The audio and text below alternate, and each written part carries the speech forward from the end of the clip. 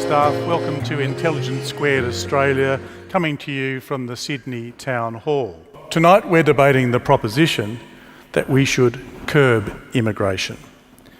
Arguing for the motion will be Jonathan Sobels, a human geographer, Satyajeet Marar, writer and policy analyst, and arguing against the motion are Nicole Gurran, an urban planner, and Labor MP and de-radicalisation expert Anne Aly. Our first speaker is Dr Jonathan Sobels, a human geographer. He was commissioned by the Department of Immigration and Citizenship to research the impacts of population growth on Australia's natural environment. He concluded core resources like water cannot sustain high immigration. Thank you very much, Simon, and welcome, ladies and gentlemen. Just one comment from Simon's initial comments. My particular train of thought is very much about an immigrant, not as an immigrant as a label, but as a human being. So what I say tonight will not have any particular bias one way or another about how we classify people. That said, our population has reached 25 million people, some 24 years ahead of projections made in 2002. At that time, the average intake was about 70,000 people per annum. Then the government took the handbrake off. And in the last 5 years, we've averaged over 215,000 net overseas migrants. Then just last week, as I'm sure you're aware, Prime Minister Morrison gently released the brakes a bit when he announced the official immigration cap would go down to 160,000 net overseas migrants. The primary reasons given were essentially traffic congestion, being at crisis levels, infrastructure lagging, and livability at risk. And some of these problems are in marginal electorates. Who knew? I'm a geographer who's interested in people and place. The outstanding feature of our migration is the pattern of settlement. From World War II, 80% of migrants have settled in only 20% of our local government areas, particularly and obviously Western Sydney, certainly parts of Melbourne and Perth. 60% of our total population growth comes from migrants. So they make a very big difference in particular locations.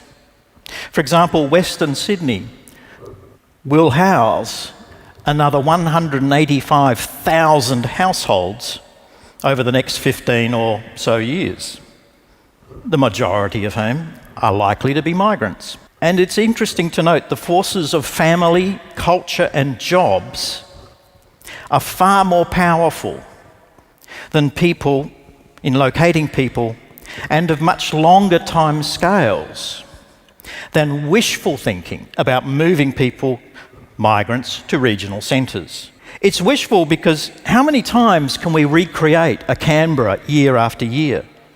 Perhaps Albury-Wodonga would be a better choice instead. So what's the major rationale that we get for immigration? Beyond our humanitarian intake, it's an economic argument that because more migrants boost our population, they increase total consumption and therefore wealth. But this is contested. Indeed, economist Professor Judith Sloan has said that there is no correlation between population growth and GDP per person. She states that there are many countries with reasonable standards of living without high levels of immigration or indeed population growth. More rapid immigration to our already enormous cities comes with costs, most of which are not calculated by economists. They are called externalities. Examples include habitat loss, species extinction, pollution, congestion, health costs of heat, loss of social cohesion, and lack of access to services for less wealthy people who are consigned to the outer suburbs because of the high house prices.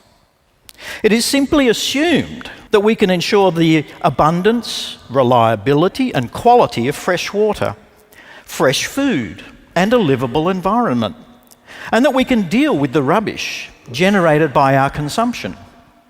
at twice the rate of our population growth, just by the way. But no one ever seems to ask the questions.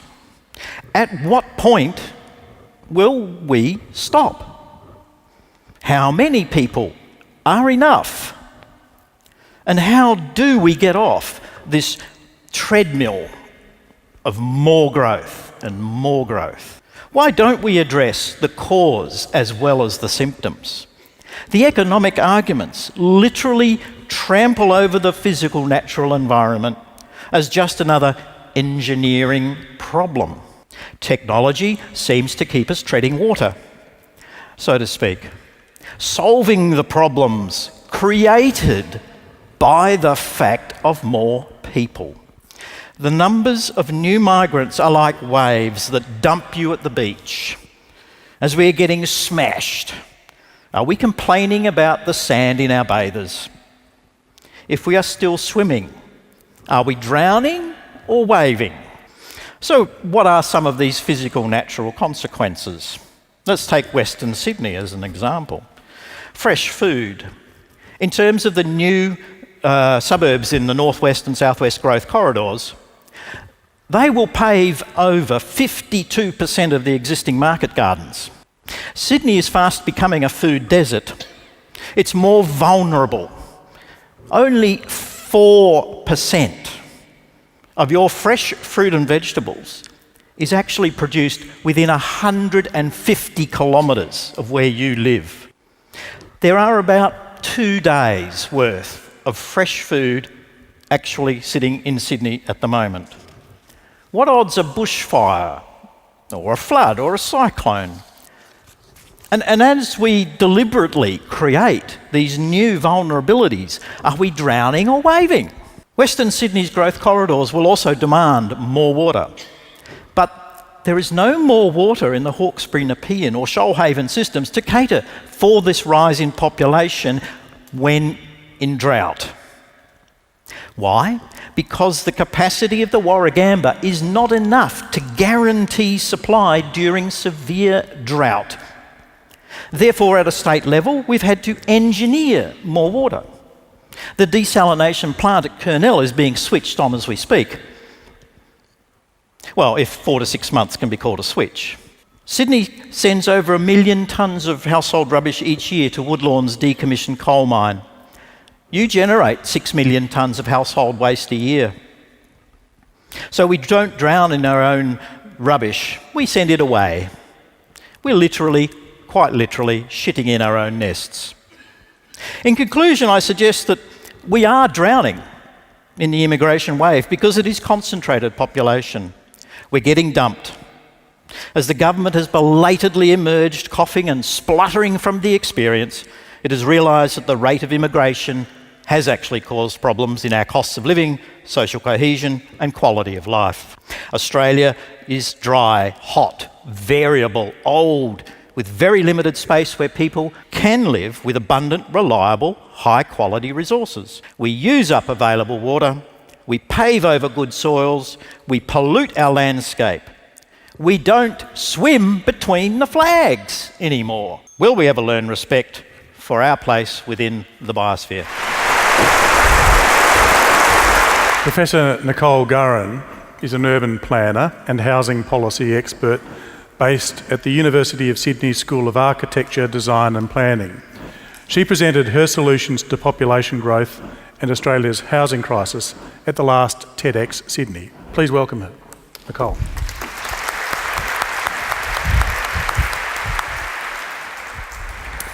Thank you, Simon, and everyone. Look, I'd like to say first that I absolutely share my colleagues' concern for the environment. Not so much the waves of migrants drowning us, I should get it right, at the beach. But as I was listening to his remarks, I was kind of reminded of the scene in my own house this morning. My daughter was in the bathroom and my son was, banging on the door for her to get out.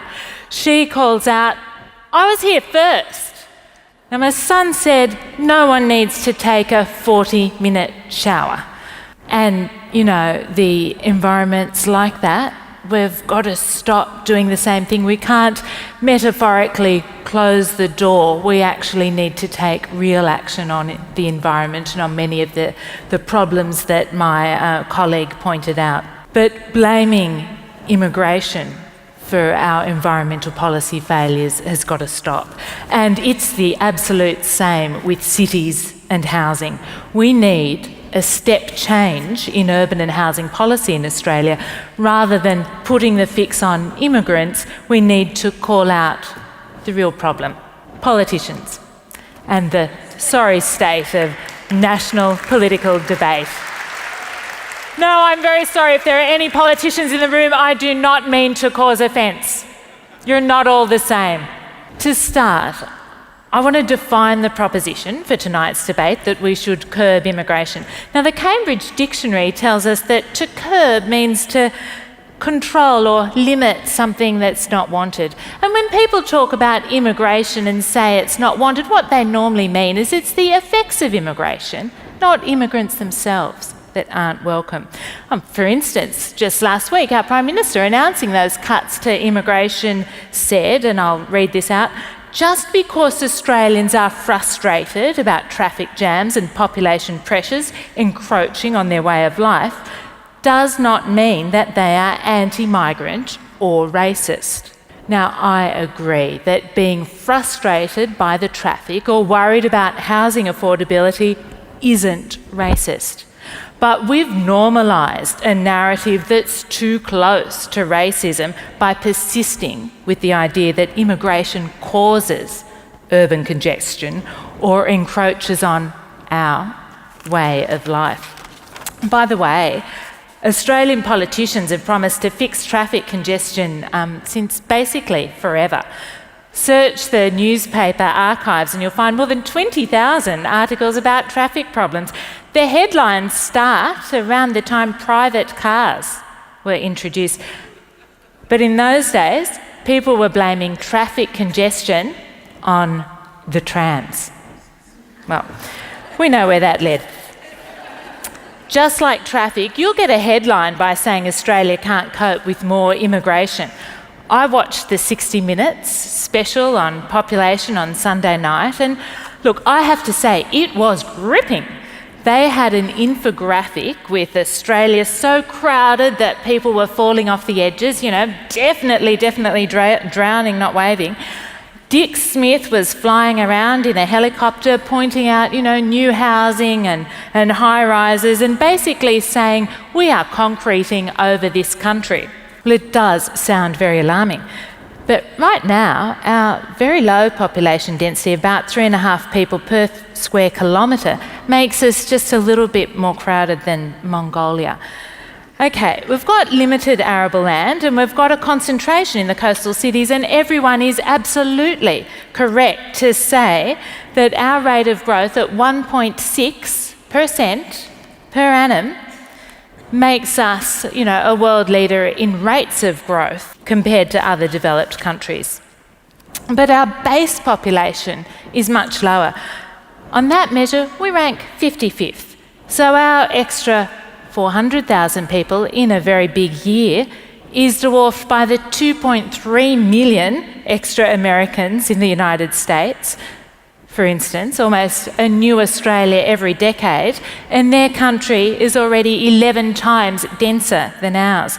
If America stopped growing tomorrow, we'd catch up in terms of density in around 700 years. But why do we need to grow at all? Some people ask, except for, the economy. It is actually a good question, and the demographers tell us that our long-held population policy based on immigration topping up natural population growth has been about right. It's designed to offset our ageing population and diminishing tax base by keeping permanent migration at around 190,000, although, of course, we haven't been reaching that in recent years. At this level, we boost our skilled workforce, support family reunions in the community, and accept a small share of the world's refugees. Now, the important figure, of course, is the net overseas migration, total temporary and permanent migrants, plus returning Australians, minus people who leave. And this fluctuates, but reached a high of 300,000 a decade ago. We're around 236,000 today. Cutting the permanent intake won't necessarily bring down this number, but more importantly, it's very hard to see what it's going to do for, say, Sydney's traffic. Despite taking a lot of the growth over the last decade, government data shows us that average commuting times in Sydney and Melbourne have actually stabilised over the decade, and if anything, there's been a small decline.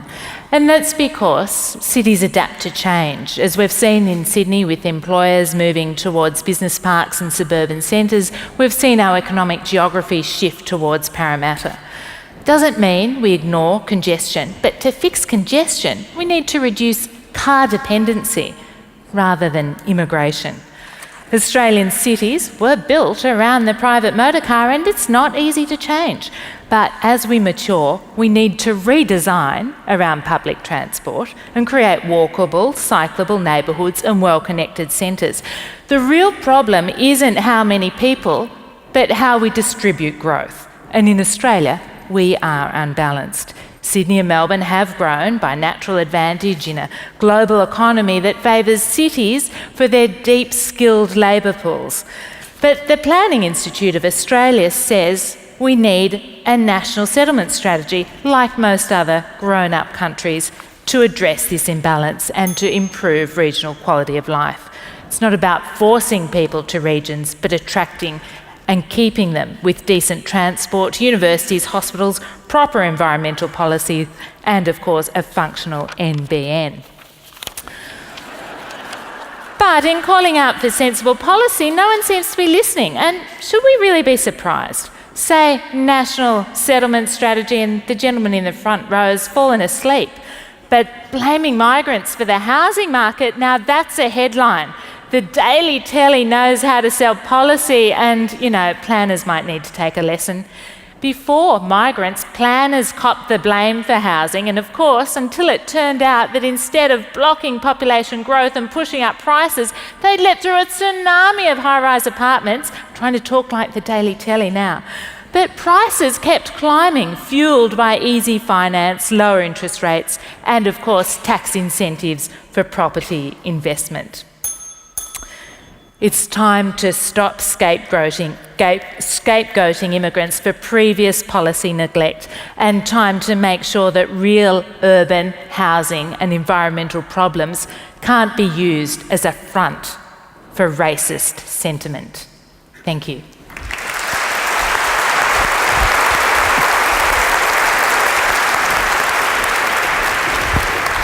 Satyajeet Marar is a writer. He contributes to publications like the Daily Telegraph, the Herald Sun, Quillette. Did I say? Oh dear. And the Spectator. The Indian-born immigrant is also a Director of Policy at the Australian Taxpayers Alliance. Please welcome Satyajeet Marar. The question is, why is this Indian-Australian Malacca trying to tell you that we need to curb immigration? Let me start off by saying that we've been lied to and we've been failed by our governments at every single level. On this, both myself and the last speaker can agree completely. And this cuts across all divides: Liberal, Labour, federal, state, you name it.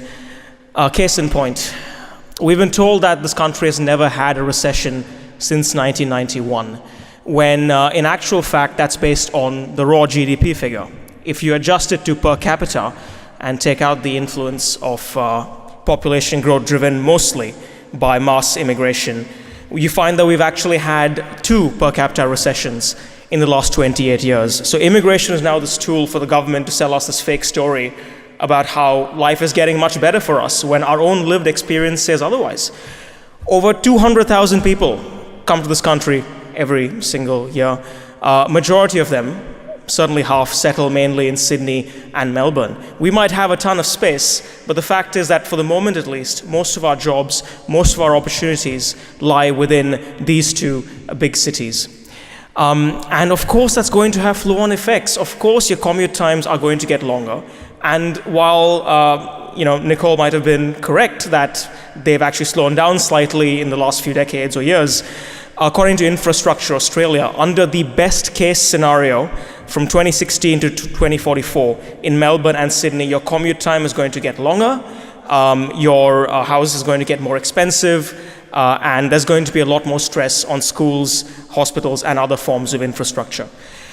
We can talk about moving people to regional areas, but what are they going to do there? There's almost no economy in most of these places. The high-quality jobs that our young people have come to expect to be a part of simply aren't being developed there. Now, we can talk about developing these places, but this is a long-term strategy. And that is the biggest problem. The fact that we've trusted our governments for over 20 years to predict what the effects of massive population growth will be. We've trusted them to plan and put into place the infrastructure and everything that we need so that we can have a society that functions effectively and well, even 10, even 20 years in the future. And they've failed us every single time. And we think that they'll wake up tomorrow and they'll do the right thing all of a sudden. It's not going to work that way. The truth is, governments are terrible planners, even at the best of times. Look at the budget forecasts every year. There's a 5-year or a 10-year prediction that comes out in the budget papers about what the economy will look like and whether we'll end up with a surplus. And even those, put together by some very smart people in the Treasury, are almost always inaccurate and overtly optimistic. And of course they're going to be, because there's so many contingencies and variables that are hard to account for when change is happening rapidly and there are tons of variables. And that becomes even harder when you have over 200,000 people coming into your country. And even now we're lagging, consistently far behind in being able to cater for that. The other issue over here is not only that immigration is being used as a weaponized tool by the governments to, one, pretend that our economic growth is strong, but two, to focus on the small 15,000 component of our refugee program sometimes to argue that this is a huge issue, while often the same politicians who've made an issue out of the 15,000 end up increasing the 200,000 further and further, as has happened over the last 2 decades or so. We have to wean them off this addiction. We have to ensure that they are able to put the policies and the infrastructure in place first, and that we're able to pay for it and sustain it before we continue this over-dependency, this over-reliance on an insanely high rate of immigration. The other thing is this: we're told we need skilled workers to support our economy, and we do. But in the same week that you see an opinion piece from industry saying that we have skill shortages in STEM fields, that we need, and we can't cut skilled immigration, you find an article that reveals that the unemployment rate among STEM grads is actually some of the highest in the country of any discipline. A vast majority of them end up working in jobs which actually have nothing to do mainly with their degree. Meanwhile, it's quite easy for companies to bring in skilled workers with better experience, who have often got uni degrees where they are more job ready for the economy. And why would they then invest tons of money and time in training up our young people and training up our homegrown graduates when this is an easy fix? We're in this perverse situation where we're putting a Band-Aid on a cancer tumor, and immigration is, unfortunately, for no fault of the immigrant, preventing us from having these serious conversations and fixing this problem. The other issue is political factors. So the same polls that come out saying that over 82% of people in this country think immigration is a net positive, every single major poll of people, whether they're Labour, Liberal, or Greens, shows that a majority, including young and old, think our current rate of immigration is too high, based on all those frustrations I outlined before, which I'm sure you'd all agree are legitimate frustrations. And it is not simply the immigration itself. It obviously is the intersection between the failures of planning and immigration. But clearly the two of them intersect. Clearly we must find a way that we can accurately get one thing right before we then continue on with the other thing. And the issue is that there's a small but significant minority here who are losing trust and faith in the system, losing trust and faith in the major parties, and they're voting for parties like One Nation, which are anti-immigration and which tend to be extreme in their positions because they're fed up and they're frustrated. And what are they going to do when they feel that neither major party is adequately addressing their frustrations in good faith? They're going to go to the extremes. The time has come now for the sensible center in this country to reclaim that middle ground and bring people back there. And we can only do that if we have frank and honest conversation about our immigration rate and how it can be transformed in a way that preserves our quality of life for both native Australians as well as the immigrants, including myself and my family, who've come to call this country home. There's a reason why multicultural societies like Dubai and Hong Kong are different to Australia. Because over here, when you come here, you benefit from the Australian way of life. You don't just benefit from economic opportunity, you benefit from the idea of this country. And droves of immigrants have come here, and they've been a part of that amazing, beautiful success story. This is a country where you grow your roots. It means something to be Australian. It isn't simply an economic experiment where we have an insane level of people coming to this country without the infrastructure, services, or the social cohesion that we need to make sure that we're all on the same page, part of the same project. And until we've fixed that mix right, this way of life that you and I have all come to love is genuinely under threat. Our politics are more likely to get polarized and divisive. Let's reclaim the ground. Let's do the right thing. Let's make immigration work for our country, as it always has. And then we will build a better Australia together, all of us. Thanks.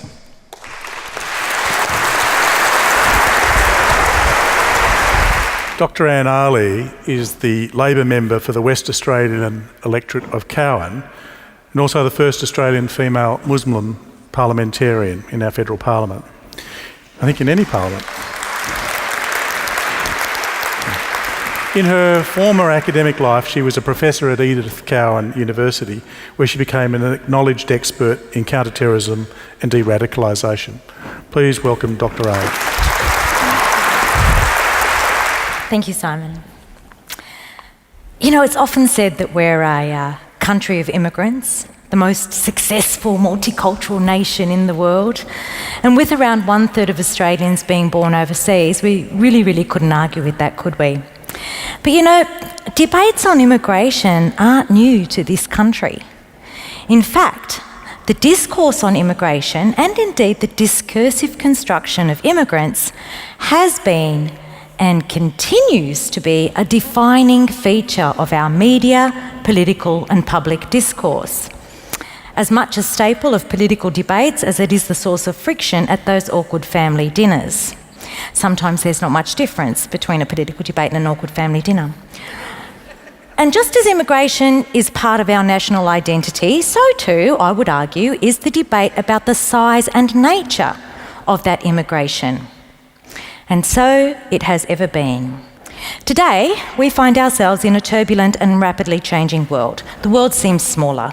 People move faster and with ease to and from countries. We're experiencing the biggest displacement of people since World War II. And in 2017, there were 258 million people living outside their country of birth. That's around 3.4% of the global population. These trends are bound to direct attention to the rates of immigration, and indeed they have, inviting scrutiny and, for some people, the same expressions of anxiety that have persisted in this country for 2 centuries.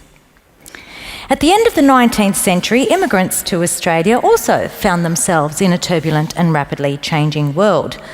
As new immigrants in a vast, often perplexing and underpopulated continent, they were increasingly aware that they lived in a crowded and predominantly Asian neighbourhood. We're in Asia. Since the 1800s, cultural anxiety about immigration and immigrants has been described variably in terms of a peril, a menace, an evil, a wave. A tide or influx poised to invade, inundate, swamp or flood Australia and annihilate, oppress, obliterate or penetrate the invisible rabbit-proof fences of racial and cultural homogeneity, the myth of a white Australia. And recently, some political figures have called for a halt to immigration. And I won't get into those fringe politics, we all know who they are, of those who call for an end to immigration from certain countries, but I will continue on the premise of Australia's long-standing bipartisan commitment to a non-discriminatory immigration policy. Some have suggested that we need to curb immigration because we have experienced a 1.7% growth in our population between 2016 and 2017. But according to the World Bank, that places us 86th on the highest list of growing populations in the world. But it would be wrong to continue the discussion without considering this one salient point. The discussion about immigration in Australia has never been just about numbers of people coming here. When we have fervent discussions about immigration, invariably those discussions conjure equally fervent debates about housing, water, assimilation, integration, jobs, health, services, traffic, security, terrorism, crime, education, Muslims, Asians, Chinese takeovers. But let's just stop for a minute. Let's just hit the pause button. Let's all take a collective breath and let's actually talk about immigration. Much of our population growth is not from permanent immigration. The most recent data confirms that net temporary migrants to Australia far outweigh our permanent immigration. There are nearly 1.6 temporary migrants in Australia, and that includes students, around a quarter. That's our third highest export. Working holiday makers, temporary skilled migrants make up 10%, and New Zealanders resident in Australia make up 40%. Temporary migration is subject to market forces like the economy and business needs and the value of the Australian dollar. It's not affected by government immigration policies that cut permanent migration. Now, my parents were immigrants, as was I. I came to Australia when I was 2. I've tried to imagine what it was like for them, leaving everything they had and everything they knew behind to come to this country so far away. Had they been allowed to migrate today, they would have left a country, Egypt, of around 1 million square kilometres in size, with just under 3% arable land and a population density of around 80 people per square kilometre. And they would have left that to land right here in Albury-Wodonga, in a land or in a country of 7.6 million square kilometres with just over 6% arable land and a population density of just under 3 people per square kilometre. And even so, there would have been people standing at the shores, waving their arms and shouting, "Go back! We're full! Go back, we're full." But temporary immigration and natural increases account for 80% of population growth and are largely unaffected by cuts to immigration programs. We're full. But the Productivity Commission estimated that GDP per person would be around 7% higher in 2060 if current migration rates were maintained, compared to a zero net overseas migration scenario.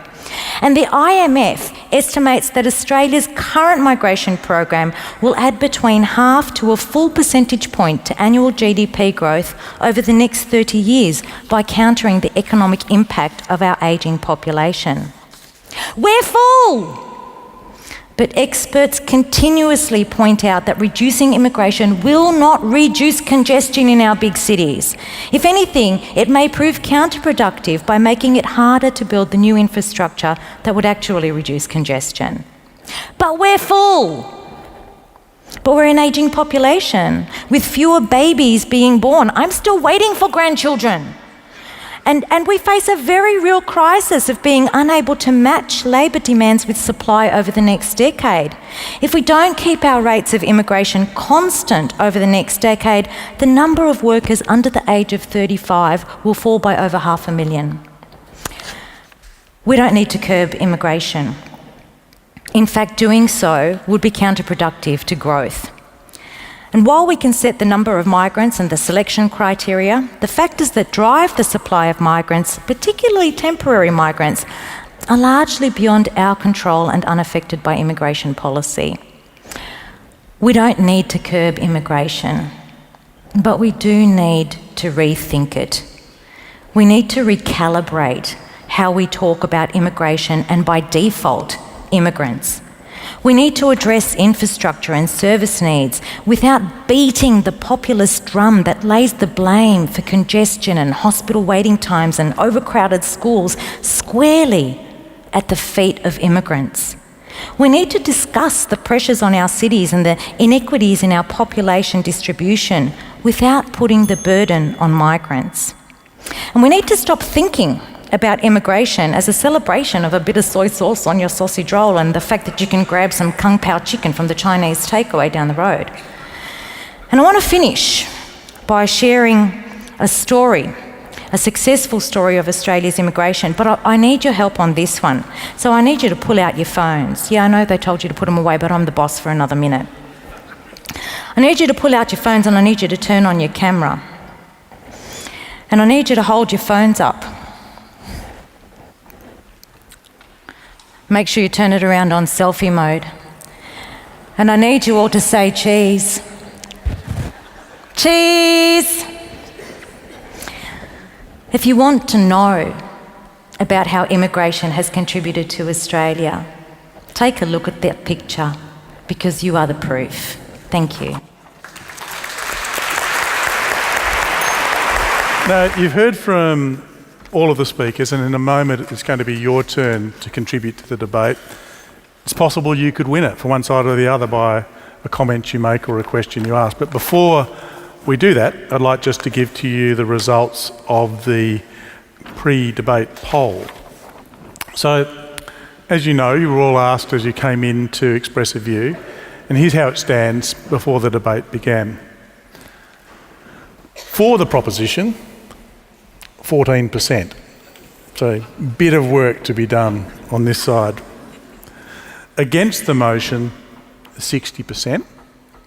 But there is 26% of people undecided, which is a reasonably significant number. So I suppose the task now for you and for the audience is to see what happens to that 26% and whether you can sway people with your arguments. And so I'm going to get straight into it to the audience and start microphone 4. On selfishness, I think Australia likes to perceive of itself as a global citizen, and I dare say we all benefit from it. That standard of living is bolstered by being a global citizen through trade, good positive foreign relations, the ability to travel effectively without borders because our passport is so great. And I think my perception of immigration is that that's part and parcel of that global relationship.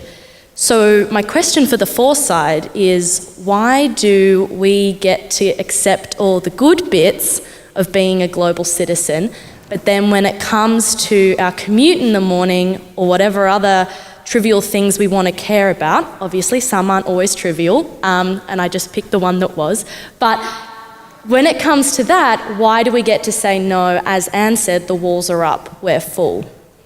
Thank you. So, Jonathan, 2 lines of critique. Some have come from the other side. One is that you are blaming immigrants or immigration, the process of immigration, the level of immigration for things which are other kinds of failure in planning, infrastructure. And secondly, this notion that, yes, it's all very well to have the upside of globalisation, but why are we rejecting our responsibility as contributors to the benefits we enjoy? Well, thank you both for your questions. The first question in terms of how do immigrants get the blame, it's not so much about immigrants as it is about the total population increase. Immigration is the driver that the government controls in terms of how fast our population grows and the total that accumulates. So a 60% proportion of immigration of our total population growth is, over 200,000, which means that the total population growth is something over 350 to 400,000 each year. The fact that governments have not built the appropriate infrastructure is not there is no blame attached to the fact that there are immigrants here, but the problem that we see is caused ultimately by just too many people, by more people in particular places where the governments have failed, demonstrably failed to act. I heard one day somebody say that up until the most recent tram line or rail line extensions, there hadn't been a new railway built in Sydney since the Sydney Harbour Bridge was built. I'd like to suggest that that's probably not a really positive message, advertisement for governing. Let's move on to the second part now because I want to get back to the audience. Yep. And in terms of global benefits, yes, we complain about the sand in our bathers, but the point I keep coming back to is that in Australia, in particular, we are running up against physical limitations. We cannot just keep engineering our way out of issues that will bite us on the bum. We ignore the natural environment at our peril. Okay. I just say it Very briefly, because I want to get back to the audience. Yeah, look, I completely contest the assumption that we're somehow being selfish by looking out for our own country before we do the rest of the world. This is the norm for every single country in the entire world. We are a strong global citizen. This country is known for the amount of foreign aid it gives out and for private donations to foreign charities especially. And we have a generous refugee program. Only Canada, in terms of ratio to population, takes in more people. You been to Jordan? What? Have you been to Jordan? Have you been to Jordan? Jordan. I think Jordan takes a lot more refugees than we do, as does Lebanon. Yeah, but are they able to provide them the same standard of living and the same services that we provide them? Probably not. What, locking them up somewhere? I'm not I'm just making that observation. I'm not having an argument about offshore detention, but the fact is, for the 15,000 people who we do take in and we give a place, we are generous compared to most developed countries, and we absolutely should continue to make sure that our relationship with the rest of the world works the interests of our own people, especially our poor and our middle class, who are the most affected by long commute times and by congestion and by lack of access to public education and other services that are put under strain. Okay, thank you. And there's a really important point I want to come back to there, to your side, about whether or not the burden of a failure to plan or high levels of immigration is disproportionately borne by those least able to do so. But I'll just park that for a moment. And microphone two. My name's Cian and I'm an immigrant. So what I just wanted to say was I really enjoyed the point saying, well, will we as a race ever learn to respect our place within the biosphere? And my question is, do you think that there are some simple steps that each person, immigrant or not, could take to change how they live their daily lives that would do a lot more to actually rectify the issues raised in this debate than curbing immigration would in the first place? Great question. So, let me start with your quota. Nicole, there's been a couple of things directed. One is that the burden of immigration under the current circumstances is disproportionately borne by those least able to bear it, the poor, the disadvantaged. Secondly, from this speaker, that the process by which planning, which you call for, is going to be effective will require some stabilisation, and the current situation is not stable.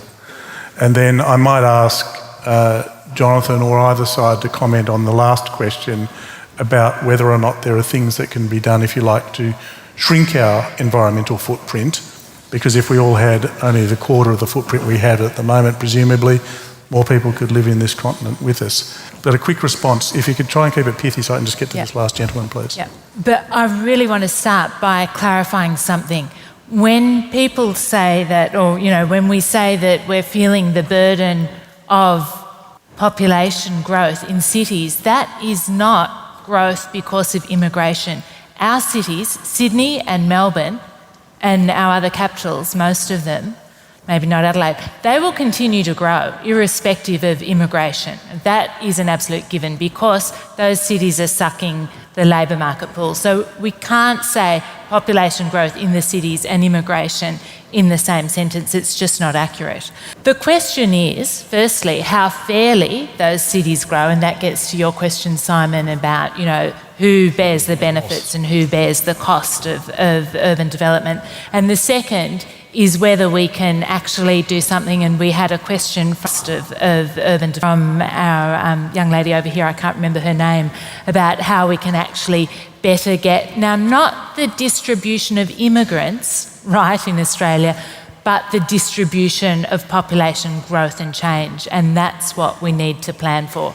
So firstly, on the fairness of growth, we absolutely have not in Australian cities been fair in the way that we grow, and the housing market is the number one example of that. I don't have time to go on, but we haven't been fair. We haven't provided affordable homes for people on low incomes, for instance. And we've typecast people of Western Sydney primarily, the area slated to accept most of the growth. We've blamed them for the fact that the western suburbs haven't been properly serviced by public transport, and that's not fair. In terms of can we do anything to make population growth happen in the regions, can we retain people and build jobs in the regions? Yes, we can. It's not easy, but it takes policy intervention, good transport to connect regional areas to our global cities and to global markets. And it also takes the things that regional centres have been crying out for: universities, hospitals, NBN.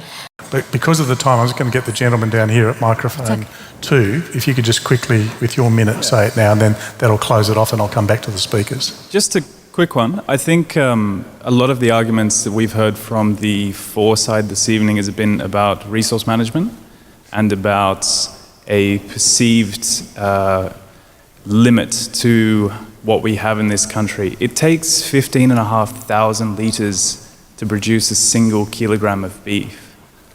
I don't think we need to limit the number of people who are going to come to this country and consume the resources we have. I think we need to change the relationship we have with those resources. Thank you. I think you actually answered the question before, so thank you for doing it from the floor.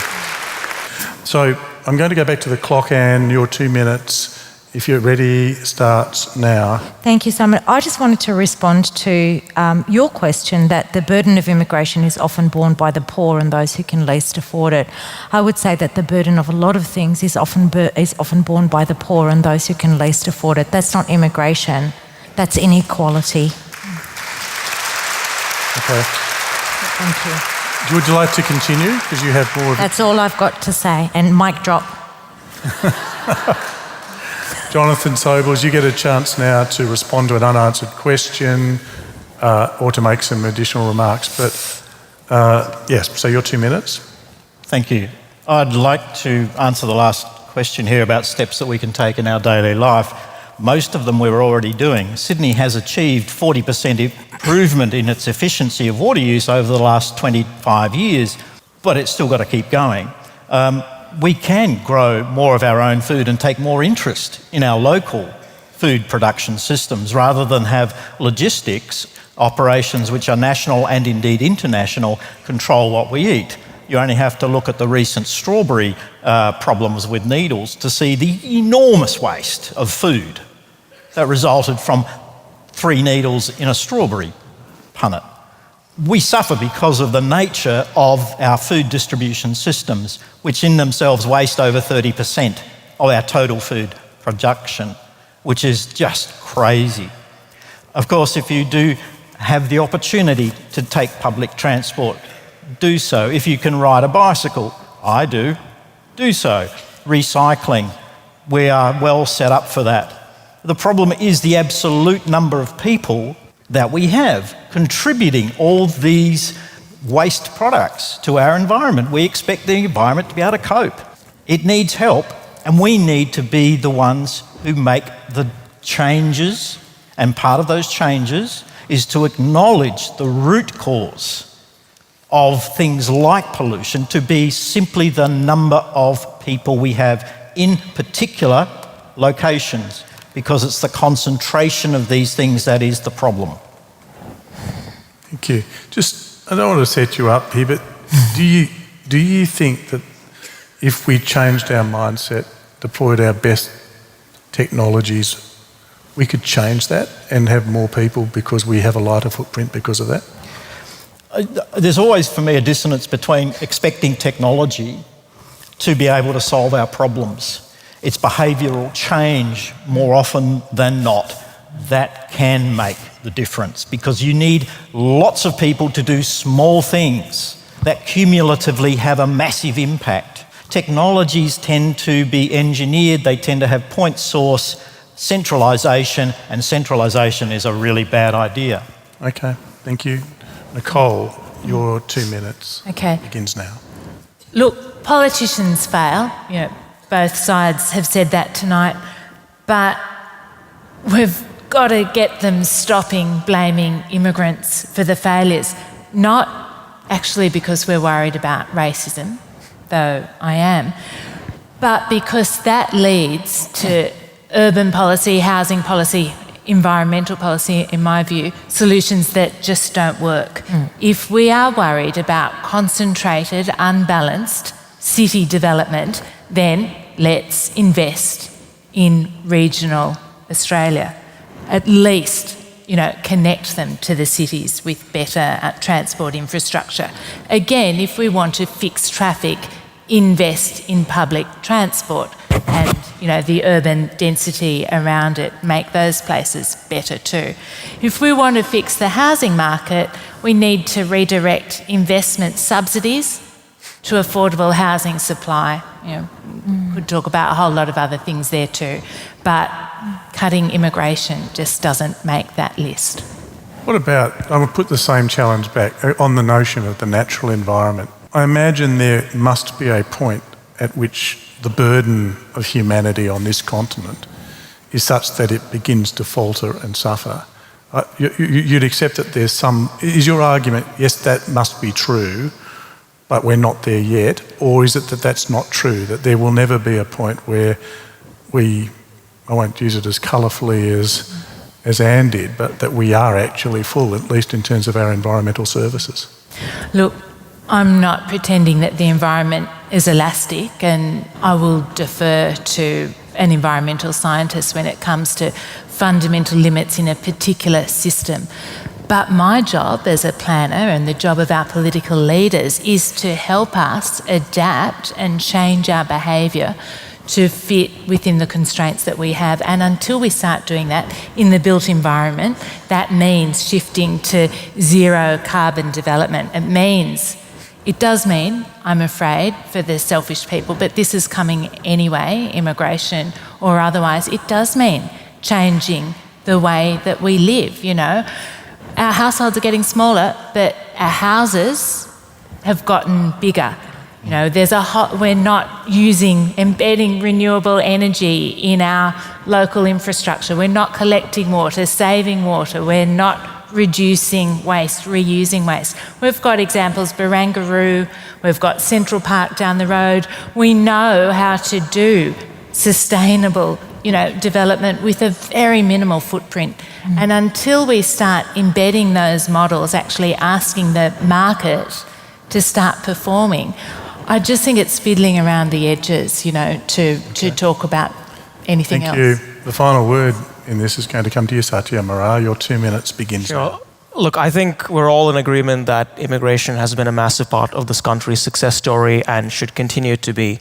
And I don't think there's anyone here on this panel who thinks that immigrants as individuals are somehow to blame for any of these problems. Most of us agree broadly that a number of failures on the part of our governments and decision makers have been to blame.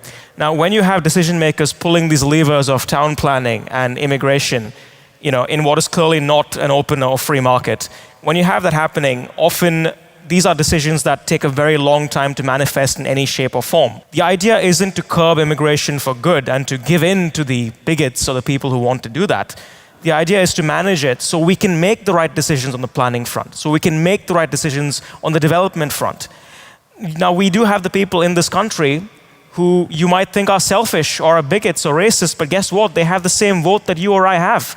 They're going to that ballot box and they're making their frustrations felt. And every year, more and more, that frustration is increasing. It's not going down. This is a reality that we have to understand. Now, what you do is you take those people and you bring them with you.